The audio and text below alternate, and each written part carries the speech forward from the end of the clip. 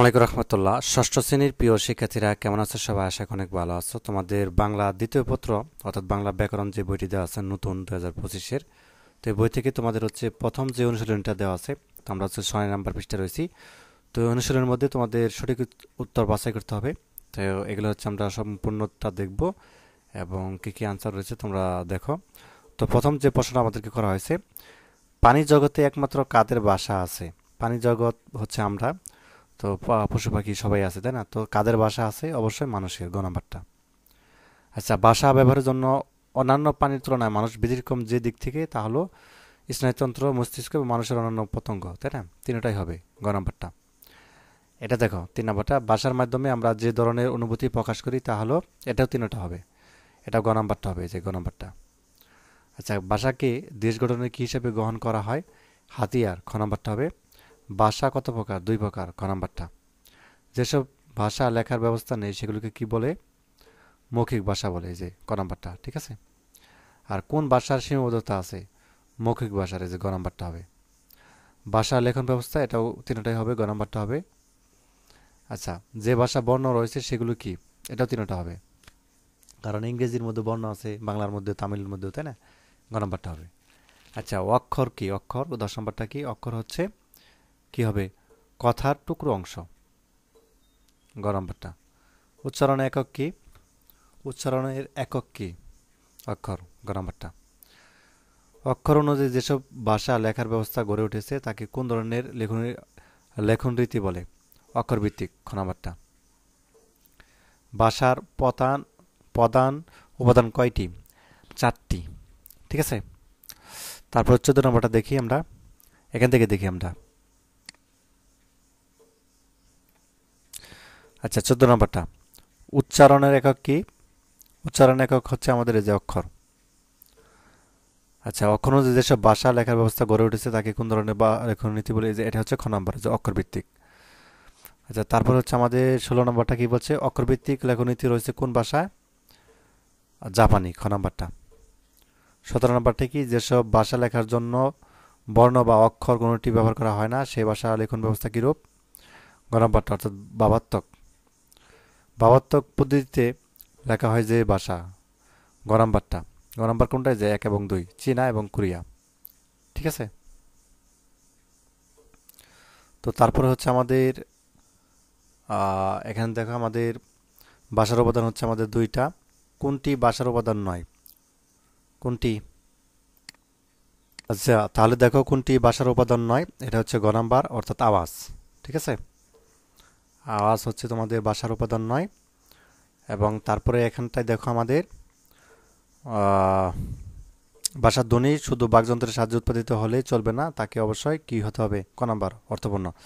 আচ্ছা, 23 নম্বরটা দেখো, এক বা একাধিক ধ্বনি মিলে কোনো অর্থ প্রকাশ করলে তাকে কি বলে? খ নাম্বারটা। খ নাম্বার কি আছে? শব্দ। বাক্য বলতে বোঝায়, গ নাম্বারটা 1 এবং 2, অর্থাৎ কথা এবং বচন, তাই না? যে গ নাম্বারটা হবে। ভাষার উপাদান হিসেবে ধরলে বাক্যের স্থান কততম? এই যে তৃতীয় হবে, গ নাম্বারটা। বাক্যের সঙ্গে সম্পর্ক রয়েছে, গ নাম্বার 1 এবং 2, অর্থাৎ বক্তা এবং শ্রোতা, এই যে গ নাম্বারটা হবে। আচ্ছা, তারপরে দেখি আমরা 27 নম্বরটা দেখো, 27 নম্বর। তো 27 নম্বর এখানে বলছে, যা উক্তি হিসেবে সম্পন্ন এবং যাতে শ্রোতা পরিপূর্ণভাবে তৃপ্ত হয় তাই হলো কি? বাক্য। 28 নম্বর, ভাষার শব্দ ও বাক্যের অর্থের আলোচককে কি বলে? গ নাম্বার, অর্থাৎ বাগার্থ, গ নাম্বারটা।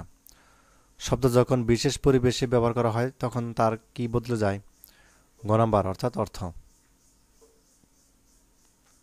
আচ্ছা, অঙ্গ ভঙ্গির মাধ্যমে ছবি এঁকে নানা ধরনের চিহ্ন ও সংকেত ব্যবহার করে মনের ভাব প্রকাশ করাকে কি ভাষা বলে? ক নাম্বার, অর্থাৎ অঙ্গভঙ্গির ভাষা। সংকেত ভাষা প্রকাশ করা হয়, গ নাম্বার। তো তিনটাই হবে। সংকেত ভাষার অপর নাম কি? গ নাম্বার, অর্থাৎ ইশারা ভাষা। তো তারপর দেখো, আমাদের মাতৃভাষা হলো কি? এটা গ নাম্বার, তিনটাই হবে, এই যে গ নাম্বারটা। শিশু প্রথম যে ভাষা শিখে তাকে কি বলে? গ নাম্বার, 1 এবং 2, অর্থাৎ প্রথম ভাষা এবং মাতৃভাষা, 11 নম্বরটা হবে। বাংলা ভাষা কত লোকের ভাষা? 30 কোটি। আচ্ছা, উপভাষা হলো কি? উপভাষা কি?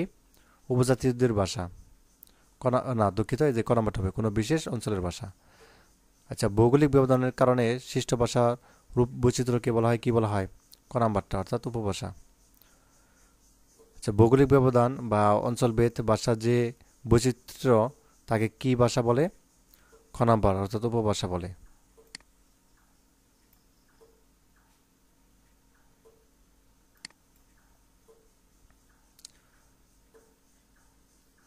আর উপভাষার আরেক নাম কি? ক নাম্বার আঞ্চলিক ভাষা। উপভাষা কার সাথে তুলনীয়? গ নাম্বার অর্থাৎ মায়ের সাথে। একজনের দুই পথ আসিল, এটা কোন জেলার উপভাষা? গ নাম্বার অর্থাৎ ময়মনসিংহ। ঠিক আছে। তাহলে দেখো, একটি উপভাষাকে আদর্শ ধরে অর্থাৎ সবার বোধগম্য ভাষা হিসেবে তৈরি ভাষারূপকে কি বলে? গ নাম্বার অর্থাৎ প্রমিত ভাষা। আচ্ছা, অনেক সময় বোধগম্য হয় না একই ভাষার কি? খ নাম্বারটা উপভাষাগুলো। আচ্ছা, তারপর দেখো, উপভাষা অর্জনের বিষয় কিন্তু প্রমিত ভাষা কি? ক নাম্বার শেখার ভাষার।